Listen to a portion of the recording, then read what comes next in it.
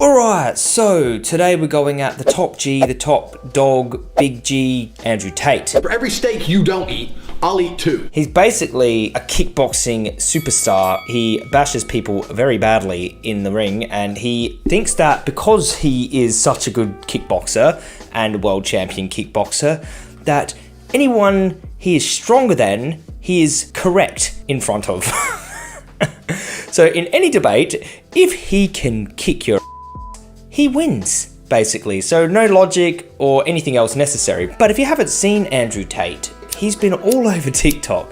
Seriously, this guy is everywhere. You can't get away from him. He's got an opinion on everything from like just random things to like more serious philosophical things like religion, and he does have an opinion on veganism. He's got quite sexist views. Do you know how I cook a steak as a real man? I instruct one of my 7 girlfriends. Me, now! You know, that's an understatement actually, just heavily sexist views. I think he's trying to be like shocking with it, like some shock tactics. He does have this like look on his face like he's not 100% serious, but kind of. Oh, Big Tate, Big Top G. I'm Top G. Don't snap kick my head off either, mate. I'm just responding to what you're saying about veganism because I think, like, look, I do think you got some inconsistencies there, and I do think if you knew a little more about it, maybe you would approach it differently, or maybe not. So what I thought I would do is just react to some of the Top G's videos on veganism. Let's go for it. Like if I meet someone and I like that person, and then they come along and go, oh, but I'm a vegetarian, it does make me like them less. As you can see, pretty logical already. Just for the fact that someone is a vegan, he won't like them. But the reason for that is because if you're a vegetarian or a vegan, you deny reality. You better have a very good reason for saying that, mate, because I went vegan because I actually became aware of reality and stopped falling for the propaganda, the marketing, the humane slaughter this, the humane farm this, and you need meat and it's good for you, and all of this stuff that the meat industry perpetuate to me. But mainly, it was the horror of what farming and killing animals actually entails. That's what I thought was not morally justified. In fact, it is meat eaters who are completely disconnected from reality and won't accept it. You have to understand that vegetarianism and veganism is not a reality. It's not a human condition. It's a religion. That's very interesting for you to say, Andrew Tate, that veganism is a religion, like something people would blindly follow without evidence. Veganism is an ideology, but it's based in evidence and moral consistency. It is simply the moral position against the exploitation and cruelty to non-human animals. That's what veganism is. All right? Humans are omnivores. We eat everything. We eat meat, we eat plants, we eat lots of different things. So his point is, humans are not vegetarians. In nature, we eat meat and we eat plants, and historically, traditionally, and evolution-wise, we ate whatever we could get our hands on. So we're omnivores. He's trying to say that we're natural omnivores. There's a few things here. Human beings also, throughout evolutionary history, have murdered each other. We have committed pillage and horrible acts of violence against each other. Now, if I was to say, well, I'm not a murderer, would you say that you're just not accepting reality? Human beings have always murdered each other? Would you apply it in that context, or are you just going to apply it in the context of killing and eating animals? The other thing is, human beings do not act like omnivores. Omnivores chase down their prey and they eat them still breathing in some cases, still blood pumping through their veins, just ripping off their faces. You know, we all know how carnivores and omnivores in nature eat. Human beings are more like necrovores. The animal's already been killed in a slaughterhouse and clinically packaged, completely disconnected from the animal from which it was torn, and people order someone else to cook it for them, like you do. Me, now! But let's keep going. So to say I'm a vegetarian isn't a reality because you're not a vegetarian. You believe in vegetarianism. You practice vegetarianism, but you are not a vegetarian. Veganism and vegetarianism are very different. Vegetarianism is just a diet that you don't eat meat. Veganism is a philosophy against the exploitation and cruelty to non-human animals. So just to get that straight, he's talking about vegetarianism. I'm gonna just conflate the two just for ease, but yeah. Because as a human, you're not a vegetarian. So that's the first thing. It's a religion. You know, we look more like plant eaters. Like, I don't want to get into this appeal to nature because it's going to suit me, but we do look like plant eaters. We don't have claws. We don't have fangs. And, you know, we sweat through our pores like other herbivores. It doesn't matter if we're naturally herbivore. What I care about is what is ethical and what is justified and what we ought to do as a society, and whether or not we need to eat meat to survive, and all of those things. We don't need to eat meat to survive. That's most important, so we're doing it for an unjustifiable reason. That is the pinnacle of the argument. Doesn't matter if we're naturally whatever. Doesn't matter. The fact is we can live without eating animals, so why are we doing this to them? And it's a religion which is fervently protected and defended and propagated as some kind of ethical life choice. It is an ethical life choice, so what's the problem, bruz? It's awfully pathetic to be a grown-up and judge your entire self-worth or to purport your personality based purely on what you do and don't put in your mouth. And that's how you want to let the world know you're an individual. Well, I don't put loads of in my mouth. I don't put in my mouth. I don't put chess pieces in my mouth. Like, does that need a name? When we're talking about veganism, putting in your mouth or putting a chess piece in your mouth, they're morally neutral things, okay? Paying for the slaughtered body of an animal who didn't want to die, consuming that, contributing to the supply and demand chain of something so horrible is an immoral action, okay? So very different. Like, it doesn't matter what you do in the bedroom or what object you put in your mouth, but when you slaughter a living being to eat them, there's a problem with that. There's a problem with slaughtering a child or slaughtering a dog and eating them because of the dog and child's rights that were violated. Understand? To me, it's just inane. Like, why do you think this is so important? Oh, but the animals suffer. Shut the up. Shut up. The world is suffering. Ooh, the soft spot with the animals suffering. Come on, mate. The world is suffering. Everyone's suffering. So we should just commit the biggest mass murder and torture of animals that you could possibly imagine. We're talking like billions and trillions of animals. Because I stubbed my toe, I'm gonna go on a shooting spree. You suffer, I suffer, everybody suffers. And if you gave a about animals, which you don't anyway, because you give a about the cute ones, but you don't give a about the cockroaches. I suppose there's more to give a damn about in, say, a cow and a pig than there is in an ant or a cockroach, mainly because of the depth of experience in those sentient beings. But to suggest that vegans just don't care about insects, I mean, I don't know about that. We avoid honey, and honey is made from insects, exploited bees. My level of care for an animal would be based on how much they experience the world. And then I would juxtapose that with my desire to consume their bodies or to exploit, be cruel to them and kill them. And I would say, is my pleasure worth their suffering and killing? That's how I sort of evaluate it. When it comes to the animal products I avoid, pigs, chickens, fish, and yes, honey, I just think that that's not justified to exploit and kill them for needless reasons. When it comes to insects, feeding the population plants, insects will die in crop production, but it's really justified harm because the whole of human civilization would perish without crop production. So that's kind of how you evaluate that. But we wouldn't perish if we weren't mass murdering trillions of beings every year on top of the crops that we eat. So yeah, I can see that category as completely unjustifiable slaughter. I mean, there's so many mistakes in it. In order to be a hypocrite, you'd first have to be going against some type of moral system we have. But like, I think eating plants is completely justified. I don't walk up and just kill cockroaches, but if termites are infesting your house, then that becomes like a self-defense thing, like it's categorized differently versus just going up to an ant's nest when they're just chilling and pouring poison down it because you want to see how much they can suffer or something like this. So I think there's justified versus unjustified harm, but let's keep going. And for something to survive, something else must die. This is a constant, it's a universal truth, and it's always been true. Big Tate, come on, mate. Yes, for us to live, something has to die. That doesn't mean we should commit the biggest mass murder of animals you could possibly imagine on top of that. Bacon, fish, dairy, eggs, these all involve mass torture and killing of highly sentient beings. I think what you're about to say is that plants die so we can live, so what's the difference? But I'm just gonna let you say it. Even for a plant to live and strive and grow, it has to destroy or absorb minerals. Okay, so he's basically saying because plants suck nutrients from other plants, we should commit the biggest mass murder of animals you could ever possibly imagine for trillions of beings. Literally trillions. Literally. Or taken apart for something else to grow. This is the natural human condition. We don't care about what's natural. Horrible things happen in nature. If we were to think about the natural human condition, we're looking at some pretty horrible stuff, actually.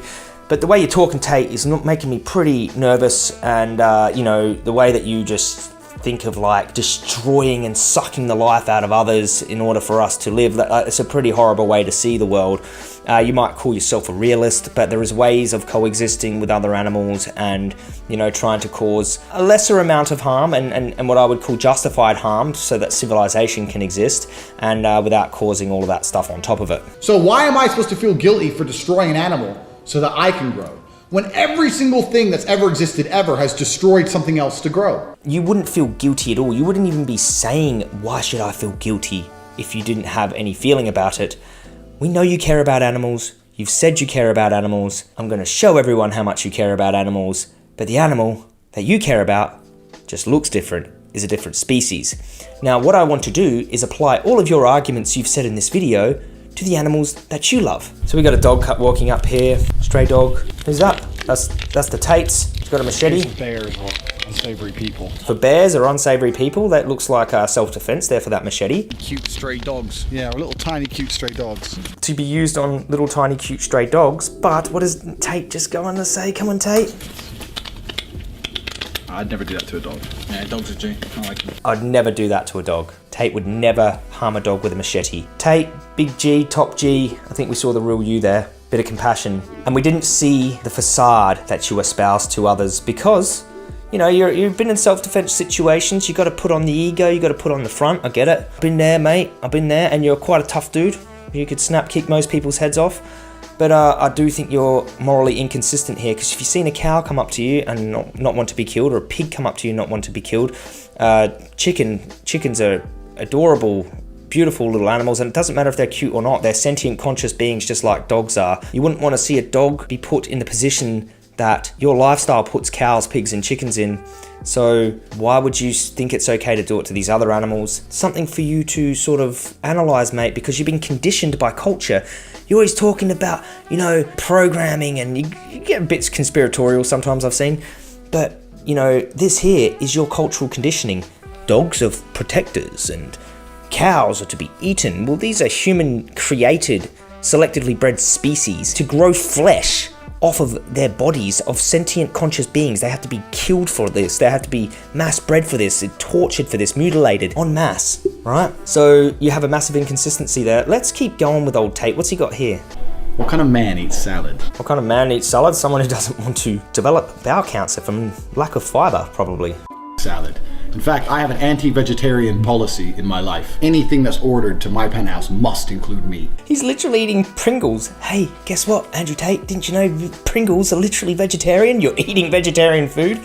So just contradict yourself there. But you know, we're not here to nitpick old Big Tate, Big G. We don't want to go down from one of his snap kicks for nitpicking. We want to have a philosophical discussion with him. He's actually a host on the Alex Jones show. He goes on to talk about his strongest argument against vegans. Let's go. I'm a professional fighter, and every professional fighter I've ever met eats meat. Meat is power. Vegetarians can't punch. I said it right here on my Twitter. I called out every vegetarian in the world. I said there's not a vegetarian alive I would not fight. So there you go. Tate has said it. The top G has said it. If you can't punch, then your philosophy against the exploitation and cruelty to animals is completely null and void. It does not matter. Also, another good argument for eating meat is every kickboxer that Andrew Tate knows eats meat. Well, guess what, Andrew Tate? Nearly everyone on the earth eats meat. The probability of that is quite high. You said there's not a vegetarian on earth you wouldn't fight? Well, you know what? There's probably not a meat eater on earth you wouldn't fight either in the kickboxing ring, because that's you are the world champion. You are the best kickboxer on earth. So that doesn't mean much either. Like, just get this straight. So if I learn to box quite well and I can bash, say, most of the meat eaters in my vicinity, does that mean that everyone in my vicinity should go vegan because I can bash them? Is this how you dictate your moral system? By who can bash who? Who's got the hardest punch? That's what we ought to do morally? Come on, mate. Come on. Tate. Let's go, Tate, the big dog, back on cats and dogs. Anyone who tries to pretend cats are as good as dogs is a moron, by default. Dogs are useful. Dogs can do things. You can have a police dog, an attack dog, a guide dog, a guard dog. Dogs rescue bodies from rubble after earthquakes. Dogs genuinely save and improve lives. Cats do nothing but wait for you to feed them. So it's kind of like he likes dogs, but for what they can do for people. I guess Tate measures the worth of life for what they can do or can't do for him. Not a very good way to see the world. Cats are useless. And it's amazing to me that people even try and put them in the same category. Cats and dogs shouldn't be put in the same category. Dogs are better than people. Dogs are the #1 category. Dogs are above even humans. Then come humans, then come nearly every other animal, then a cat. God, he's going off. He put dogs over humans. Dogs over human beings, right? But you put cows? Where do you put cows? Below cats? Do you eat cats? I would happily eat a cat, and I would never eat a dog. I would happily eat a cat, would never eat a dog. Well, you know, pigs are more intelligent than dogs, and all of these things that you're espousing about dogs, you could apply to pigs, and there's plenty of science on pig intelligence and empathy and sentience, consciousness. So I guess if any of the animals that you eat come close to dogs, then I guess you would have to stop eating them too. But he would eat a cat. I mean, would you kill a cat to eat the cat? Like just a cat that did nothing wrong to you? I mean, there's inconsistencies all over the place. Now, in your first video, you said that there's so many points of hypocrisy to do with veganism. Well, there's a lot of points of hypocrisy with what you're saying too, Big Tate. Let's keep going. We got a little bit more on Tate. I actually think that's disgusting. You don't steal a man's dog. You should left in jail. You don't steal somebody's You don't steal someone's dog. That's disgusting, man. It's disgusting. He hates it. Look, imagine if I stole your dog. You steal my dog, someone's gonna die. You steal my dog, someone's gonna die. Like, this is how much he would defend his dog. He would put a hit out on you, or he would, and I wouldn't put it past him either. He probably got the money and power to do stuff like that, this guy. He's not a powerful person. He is a powerful person, he's got a lot of money, but I wouldn't touch Tate's dog if you were thinking about it, but he would literally kill someone for touching his dog. But the animals that he eats, not a care about? I wonder if Tate, right? Tate, let me say this. I don't think Tate's all bad, all right? He's not all bad. You've seen him with that stray dog. Listen to this. I have my dogs. I have 5 dogs, and I actually give a lot of money. Romania has a lot of stray dogs, and I rescue stray dogs. I've rescued maybe 100 dogs so far. So I take them off the street, I give them the injections they need, I microchip them, I feed them until they find a home. These dogs have pure hearts. Even if a dog attacks you, it's with a pure heart. I've had dogs bite me, right? But even if it bites me, it's with a pure heart. He's got a dog charity where he rescues dogs, looks after them, microchips and rehomes them. Like, for him to do that, he obviously does care about dogs. He cares about the individuals inside of those little the dog suit that they wear, but like just because another individual animal is wearing a pig suit, why should we justify the difference of treatment? You know, look, mate, I think you've got a heart there. I just think you're massively morally inconsistent. You have to look at these other animals in a similar way that you look at dogs. Not every dog can provide something for you. What if the stray dog was disabled or, you know, had 2 legs missing and needed help? Like, you wouldn't say, well, you know what, you can't provide anything for me, so you don't have any value. Maybe we should just chuck you on the barbecue. And I'm sure you'd be horrified at Yulin Dog Meat Festival, where they round dogs up and boil them alive and cut their, you know, heads off and feed their body parts to the attendees at Yulin. You'd be horrified at that, but look, these other animals that you're eating, there's no difference to them. So this is my challenge to Big Tate, the top G. Let me take you into some factory farms. We'll film the whole thing. I'll take you into some factory farms in England where they got the highest standards in the world. You probably won't accept this. You're too much of a big deal to accept this. You might not even watch this. You might.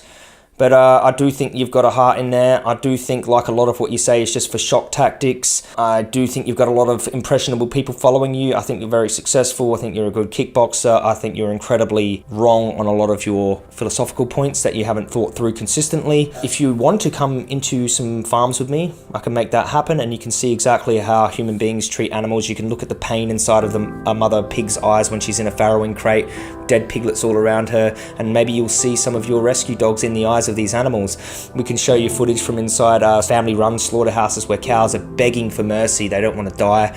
Can show you scenes from inside of big chicken farms. I can take you into big chicken farms and you can see these little innocent beings, 3-4 weeks old, already dying on their faces, struggling to breathe. We can show you all these things, Tate, and then see if you change your mind about whether or not veganism is a moral system that is worth applying to your life or worth taking on yourself. So that is my response to the big top G, Andrew Tate. Mate, look, if you see me, maybe I'll walk up and shake your hand, but please no snap kicks. Maybe I'll take you for a vegan burger, and happy to take you into any of these farms to see any of these things. I think there's a heart in there because he does care a lot about dogs, and I've seen a glimpse of his real personality when that little stray dog walked up to him and he had the machete in his hand but patted the dog. Just asking you, Tate, if that dog was a cow, would you have cut the cow's head off with a machete and eaten him?